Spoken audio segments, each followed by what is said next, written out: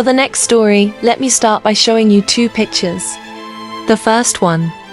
Is this a classic FBI Most Wanted poster? The reward is $10 million.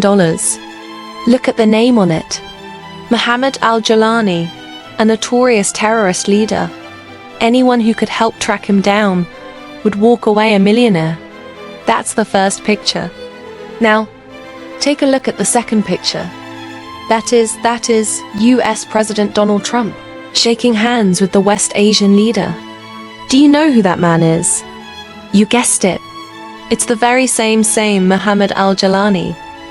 Only now he's no longer hiding in the shadows. He is the president of Syria.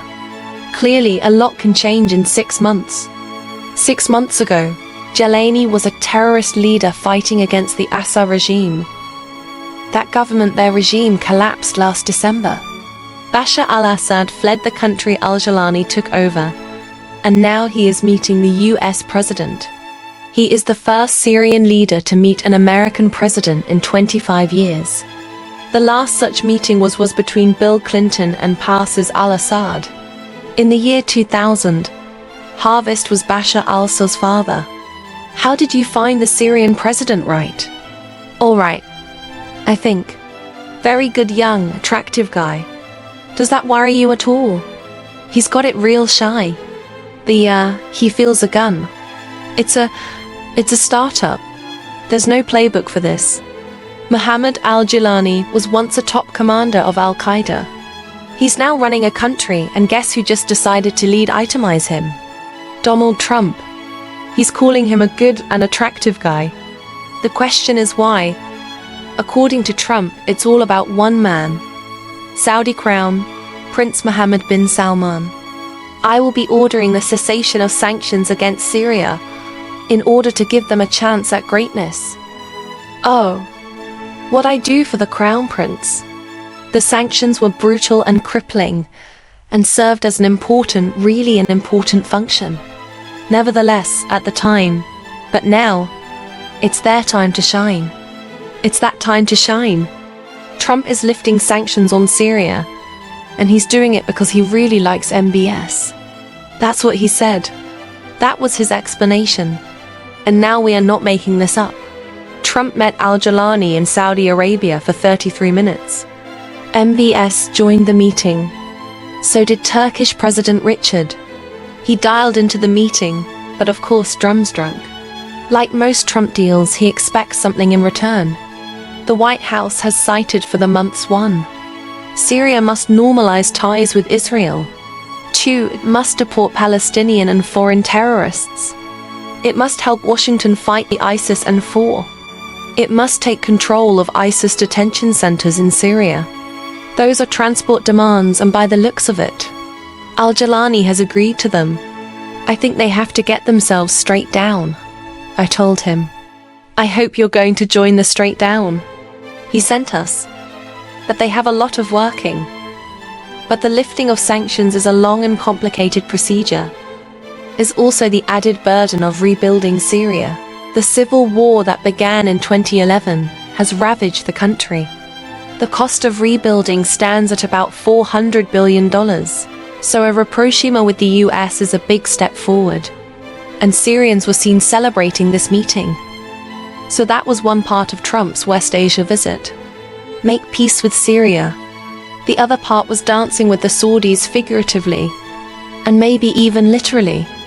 In 2017, Trump's first foreign trip as US president was to Saudi Arabia, and now, in his second term, he chose to do the same. He arrived in Riyadh for his first state visit. He was escorted by Saudi fighter jets, greeted my landlord's Grand Parines, Arabic coffee, and even a McDonald's cart outside. But what really mattered was the deal on the table. The Saudis, no Trump.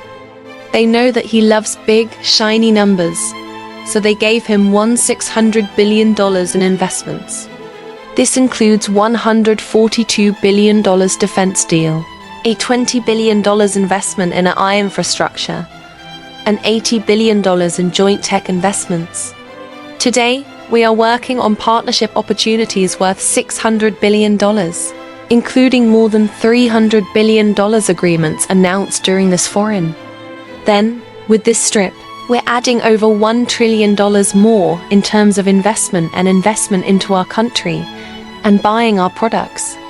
And you know, nobody makes military equipment like us at the best military equipment. The best missiles, the best rockets, the best. Everything best submarines, by the way. But even friendship has its limits. And for Saudi Arabia, that red light was the Abraham Accords. It is Trump's dream. He wants Saudi Arabia to normalize ties with Israel, but Crown Prince MBA is not so keen. And that's understandable. It's because of the Gaza war. It will not happen. Normalization will not happen until there is a clear path to Palestinian statehood. But Trump still persisted. It's been an amazing thing, the Abraham authors, and it's my fervent hope, wish, and even my dream that Saudi Arabia place. I have such respect for, especially over the last fairly short period of time, what you've been able to do, but will soon be joining the Abraham Accords even without normalization. It was a successful trip from here. Trump has now flown to Qatar, more deals and meetings away there, and then his final stop is the United Arab Emirates. But I mean, all of this Trump did not forget about another country, and that is Iran. He even tried for peace in Saudi Arabia by extending a phony olive branch to Iran. I want to make a deal with Iran. If I can make a deal with Iran, I'll be very happy if we're going to make your region and the world a safer place. But if Iran's leadership rejects, this olive branch continues to attack their neighbors, then we will have no choice but to inflict massive maximum pressure drive. Iranian oil exports to zero, like I did before. Trump stressed that can never have a nuclear weapon, but he said that he was ready for a deal, and he urged Iran's leaders to take it. I want to make a deal with Iran. I want to do something if it's possible. But for that to happen, it must stop sponsoring Terror Halter's bloody proxy wars and permanently and verifiably cease. Since pursuit of nuclear weapons, they cannot have a nuclear weapon. So you may be wondering, what is Donald Trump up to? He has lifted sanctions on Syria. He's secured billion-dollar deals in Saudi Arabia. He's offering a deal to Iran by doing so. He's rewriting decades of U.S. foreign policy on the fly.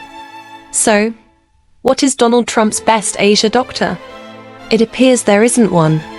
Trump does not see the world in red lines or alliances. He sees it in opportunities and deals for Donald Trump. Every door can be knocked on, every sanction is negotiable. Every war is just a business deal waiting to be close and transferessa. There are no friends, of course. There are only deals and deal makers at first.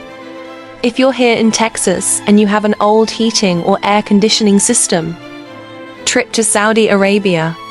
He is at a state dinner right now. You can bet that it is very elaborate based on what we saw in terms of his welcome as he begins his 4-day swing through the Middle East. The goal on this stop, $1 trillion of investment in the US by the Saudis. So far, they have locked in $600 billion in terms of the commitment from Saudi Crown Prince Mohammed bin Salman to invest in everything from defense to infrastructure for a really big part of this trip as well. MBS has suggested that they will get to that $1 trillion mark in investment in time. President Trump, given a royal welcome. Arabian stallions escorted the president's vehicle, and how about this? A costume belt mobile McDonald's truck was rolled out for the president's time in Saudi Arabia as well. You can bet he was looking forward to taking part in that. And you, a rendition of God Bless the USA, as the president took the stage for these remarks as he heralded the growing strength of the new Middle East. Their generation of leaders is transcending the ancient conflicts of tired divisions of the past and forging a future where the Middle East is defined by commerce, not chaos. Word exports technology, not terrorism, and where people of different nations, religions, and creeds are building cities together, not bombing each other out of existence. Big message there in that soundbite that you just heard. Senior White House correspondent Peter Ducey following it all live from Riyadh. Hi Peter and Martha. As far as Trump deals have gone since he got back to office in January, today's actually seemed like it was pretty easy. He came in on Air Force One. He talked about how he thought that 600 billion was pretty good, but that he wanted $1 trillion. And then about 4 hours later, that is exactly what the Crown Prince pledged in the coming months. We will work on second phase too. Finalize the remaining agreement to raise them to $1 trillion. That was easy. And it wasn't just about business deals at this business forum. President Trump talked about how he will soon drop sanctions on Syria on the sidelines of a meeting with Syria's INTERN president tomorrow to give that country a chance to thrive. You also said that he's going to help Saudi Arabia defend itself from Iran and its proxies, and that he's going to do his very best to make a deal with Tehran to prevent them from ever getting a nuclear weapon. As I've shown repeatedly, I am willing to end past conflicts and forge new partnerships for a better and more stable world. Even if our differences may be very profound, which obviously they are in the case of Iran. I have never believed in having permanent enemies. I am different than a lot of people think. I don't like permanent enemies, but sometimes you need enemies to do the job, and you have to do it right.